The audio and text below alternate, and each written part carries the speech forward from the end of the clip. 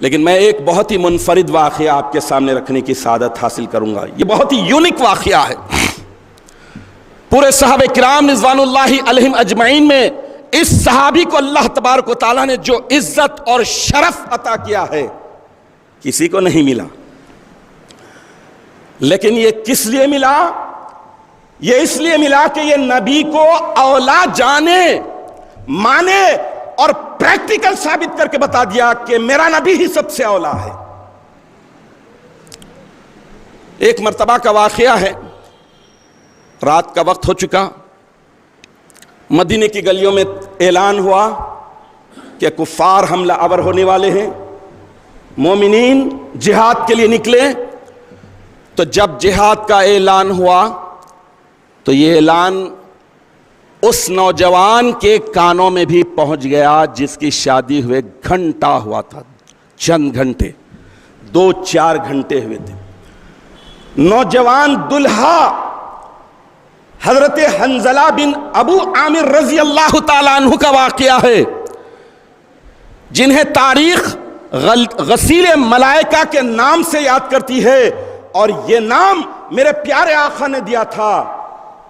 تو جب حضرت حنظلہ رضی اللہ تعالیٰ عنہ اللہ کے رسول کے حکم کو سنے، جہاد کا اعلان ہوا، بستر سے فوراً اٹھے اور دلہن سے اپنی کہا کہ میں اللہ کے حکم کی تعمیل میں نکل رہا ہوں. شادی ہوئے صرف چند گھنٹے ہوئے ہیں. دلہن نے کہا کہ میرے سرتاج ابھی تو صرف اعلان ہوا ہے، آج رات تو رک جائیے، ٹھہر جائیے، کل صبح ہوتے ہوتے آپ جہاد میں شامل ہو جائیے اور اللہ کے پیارے رسول صلی اللہ تعالی علیہ وسلم کے حکم کی تعمیل میں لگ جائیے. حضرت حنظلہ رضی اللہ تعالی عنہ عاشق رسول، ہر عمل میں رسول کے حکم کو اولیت دینے والے، عشق نبی کا نشہ ان کی زندگی میں ایسا چڑھا ہے کہ وہ بھول گئے کہ چند گھنٹے پہلے ہی میری شادی ہوئی تھی، شب زفاف ہے، پہلی رات ہے، سہاگ رات جسے کہتے ہیں وہ رات ہے. سب بھلا دیا.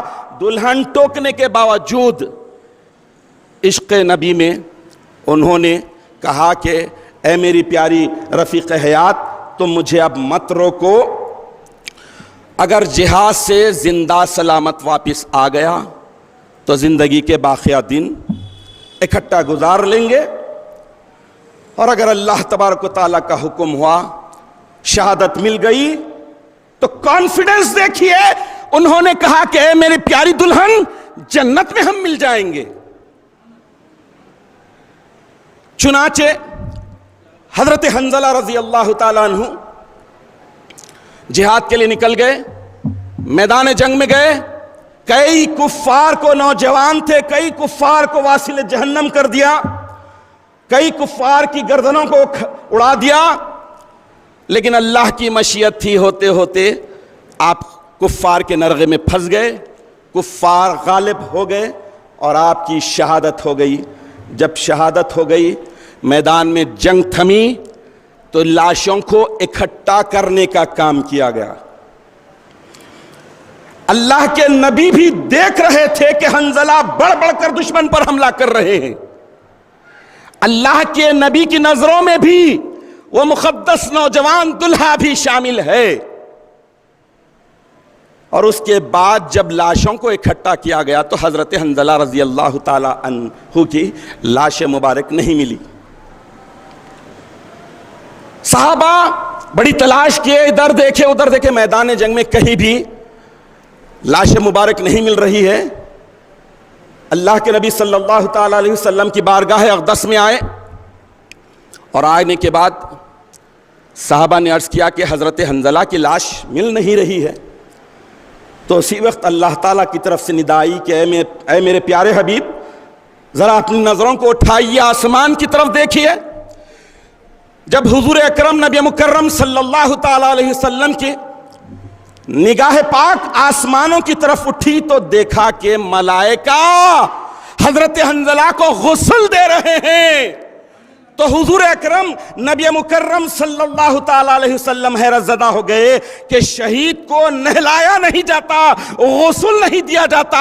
آپ نے ان کے گھر والوں سے پوچھا ماجرا کیا ہے, حنظلہ پر غسل کیوں واجب ہوا؟ تو ان کی دلہن نے کہا کہ جنابت کرنے کی وجہ سے, ہم بستری کرنے کی وجہ سے وہ ناپاک ہو گئے تھے. اللہ کو یہ گوارا نہیں ہوا کہ میرا عاشق ناپاکی کی حالت میں آئے. اللہ نے اپنے ملائکہ کو لگا دیا کہ دیکھو میرے حنظلہ کو تم غسل دیو. تو چنانچہ سارے ملائکہ حضرت حنظلہ رضی اللہ تعالیٰ عنہ کو غسل دے رہے ہیں. الغرض اللہ کے پیارے نبی صلی اللہ تعالیٰ علیہ وسلم کے یہ عاشق نے ثابت کر کے بتا دیا, پریکٹیکلی ثابت کر کے بتا دیا کہ نبی ہی اولا ہے, نبی کی ذات اقدس ہی اولا ہے. جان نچھاور, مال نچھاور, سب کچھ نچھاور. یہ آج کے انسانوں کے لیے, آج کے مومنوں کے لیے بڑا میسج ہے, پیغام ہے. خوشی میں اتانے ہونے والوں کے لیے بہت بڑا میسج ہے کہ دیکھو اللہ کے نبی کے مقدس صحابہ کی زندگی, طرز زندگی, جان نثاری کیسی تھی. خوشی کے موقع پر بھی اللہ کے نبی پر جان نچھاور کرنے والے, اور غم کے موقع پر بھی اللہ کے نبی کے ہر حکم کی تعمیل کرنے والے, ایسے مقدس. تو عاشقوں نے ہمیشہ النبی اولا بالمؤمنین کا زبردست ثبوت دیا ہے.